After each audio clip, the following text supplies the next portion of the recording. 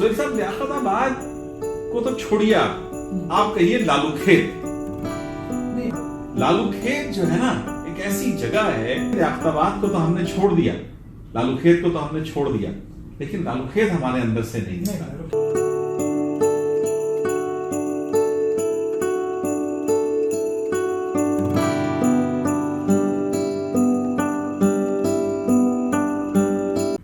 کہ لیاقت آباد میں مختلف برادریاں آباد تھیں, تو جس جگہ پر ہم لوگ رہتے تھے وہ الہ آباد والوں کی گلی کہلاتی تھی. کہ ہمارے والدین نے چونکہ الہ آباد سے ہجرت کی تھی تو وہ الہ آباد والوں کی گلی کہلاتی تھی. میں جو بات آپ کو بتانا چاہ رہا تھا کہ میرے والد کا انتقال ہوا مغرب کے وقت, اور ہم نے 11 بجے رات کو ان کی تدفین کی. اور میں آج بھی اس وقت بھی لوگوں سے خوشامد کر کے پوچھتا تھا, اس وقت بھی لوگوں سے معلوم کرتا تھا کہ بھائی یہ بتاؤ کہ یہ قبر کا انتظام کس نے کیا, کون گیا, کون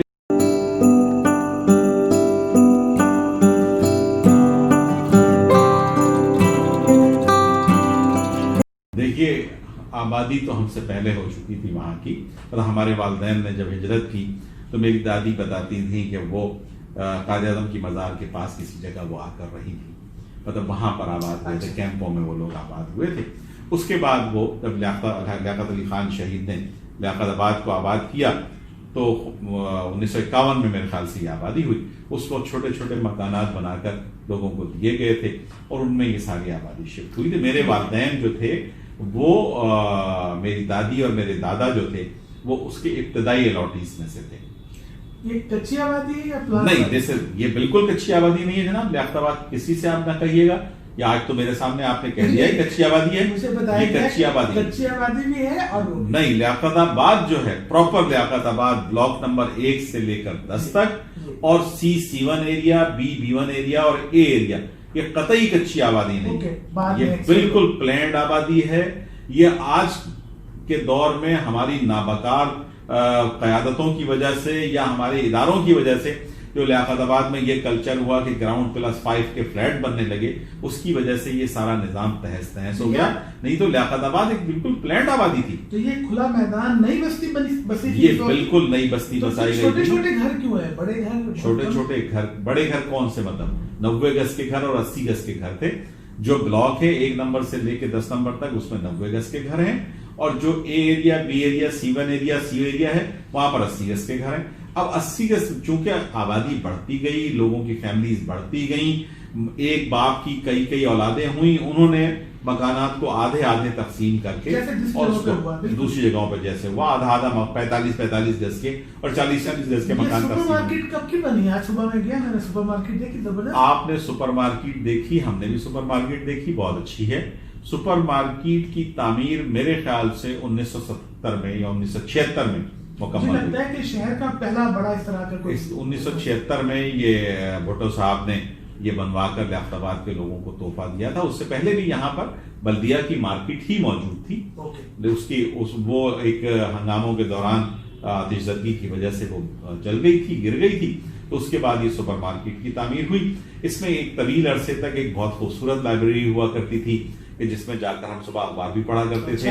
اچھا, اور اس کے اوپر ہی بچیوں کا ووکیشنل ٹریننگ انسٹیٹیوٹ تھا, پالیٹیکنک تھا بچیوں کے لیے. اب مجھے نہیں معلوم کہ ہے یا نہیں ہے, لیکن پھر بعد میں قریب میں اسکول تو وہ اپوا اسکول کہلاتا تھا, وہ اس سے بھی پرانا اسکول ہے. وہ سپر مارکیٹ سے بہت پرانا اسکول ہے, جس میں اپوا اسکول تھا. اپوا اسکول کے ساتھ ساتھ انوار العلوم تھا, انوار العلوم کے ساتھ دیگر اسکول بھی بعد میں اس میں وہاں شامل کر دیے گئے.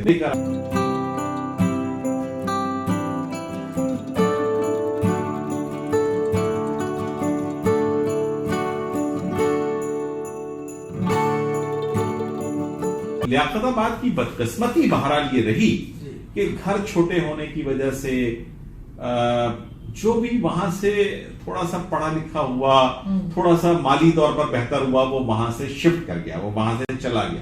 یہ بدقسمتی رہی لیاقت آباد کی. آپ یہ کہتے ہیں کہ جناب ابن صفی جو ہے, ابن صفی دوسرا کہاں سے لگ گیا؟ آپ اصلاح الدین ہاکی والے کو دوسرا تو نہیں پیدا کر سکتے نا. حنیف خان کو تو آپ پیدا نہیں کر سکتے نا. اداکارہ سنگیتا کو تو آپ پیدا نہیں کر سکتے نا.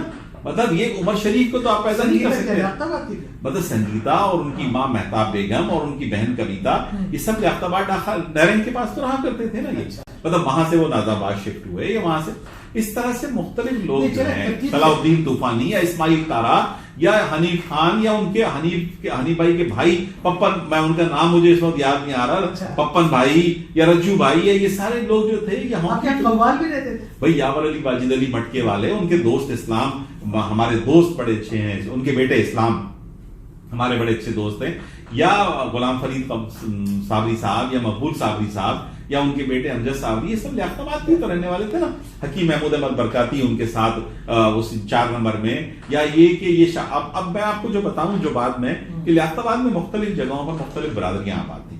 اب 4 نمبر لیاقت آباد میں جو ہے شاہجہان پوریوں کا بڑا محلہ تھا جناب، سی ایریا میں الہ آباد والے رہتے تھے یا اہل حدیث برادری رہتی تھی. اسی طرح سے یہ 7 8 9 10 نمبر میں قریش برادری تھی، یا یہ کہ 7 نمبر میں فقیر برادری تھی، یا اس طرح سے مختلف جگہوں پر مختلف برادریاں آ کر آباد ہو گئی. اب بھی ہیں وہ، اب مجھے اتنا زیادہ اندازہ نہیں ہے لیکن مکس آبادی، مطلب میمار برادری ہے صاحب، مطلب میمار برادری. اب 2 نمبر لیاقت آباد میں اگر ہم پیچھے کی طرف جائیں تو وہاں میمار برادری موجود ہے، تو وہ مطلب وہ جے پور کے لوگ موجود ہیں، الہ آباد کے لوگ موجود ہیں، شاہجہان پور کے لوگ موجود ہیں. دہلی والے تعداد میں کم رہے اس لیے کہ وہ زیادہ پڑھے لکھے. لیاقت آباد میں لکھنے والے اخبار کے، ٹی وی کے رائٹر ادیب جناب ٹی وی کے حوالے سے صلاح الدین طوفانی صاحب وہاں تھے، اسماعیل تارا صاحب وہاں تھے، جناب احمد اقبال صاحب وہاں تھے. اچھا جی مطلب یہ کہ نیاز مدنی صاحب وہاں تھے. اچھا جناب علی، اس طرح سے بے شمار نام، جو علی کوثر صاحب کے ساتھ بیٹھنے والے غازی نام نبی پردیسی صاحب تھے، حافظ بشیر احمد غازی آبادی صاحب تھے، مطلب یہ ارشاد اللہ قدوسی صاحب جنہوں نے تاریخ سندھ نامی مارکت الارا کتاب لکھی. اور میں نے اپنی آنکھوں سے ان کے گھر پہ میر علی احمد تالپور جو وزیر دفاع تھے پاکستان کے، ان کے گھر پہ لیاقت آباد میں نے ان کو بیٹھے دیکھا ہے. ٹھیک ہے نا جناب علی، کہ وہ ان کے گھر میں بیٹھتے تھے. اکرام جعفری صاحب کا ایک واقعہ بڑا مشہور ہے، ایک سول جج تھے اکرام جعفری، کہ وہ بیچارے مطلب بس میں لٹک کر آ رہے تھے. وہ شاید یہ حیرت انگیز بات تھی کہ وہ بس میں لٹک کر آ رہے تھے، تو پولیس والے نے بس کو روک لیا پلازا کے پاس اور اس سے کچھ رشوت طلب کرنے لگا. تو انہوں نے اتر کر کہا کہ جی اس کو تم یا تو اس کا چالان کرو یا اس کو جانے دو. انہوں نے کہا تم کون ہو؟ انہوں نے کہا جی میں جج ہوں. تو اس نے ان کو اس بنیاد پر پکڑ لیا کہ جج جو ہے وہ بس میں کیسے سفر کر سکتا ہے. تو وہ اکرام جعفری صاحب ہمارے یہاں رہتے تھے. ان کے بھائی اسلام جعفری کسٹم کے بہت بڑے افسر تھے. ٹھیک ہے نا جی. ان کے بھائی مہدی حسن جعفری کی درزی کی دکان تھی، اور وہ درزی کی دکان ایسی عجیب تھی کہ وہ جب رمضان شریف آتے تھے تو ساری درزیوں کی دکانیں 24 گھنٹے کھلی رہتی تھی اور ان کی درزی کی دکان بند ہو جاتی تھی. اچھا. وہ کہتے تھے کہ بھائی ہم تو رمضان تراویح پڑھنے جانا ہے، نماز پڑھنے جانا ہے، روزہ رکھنا ہے، ہم سے تو دکان نہیں چل سکتی.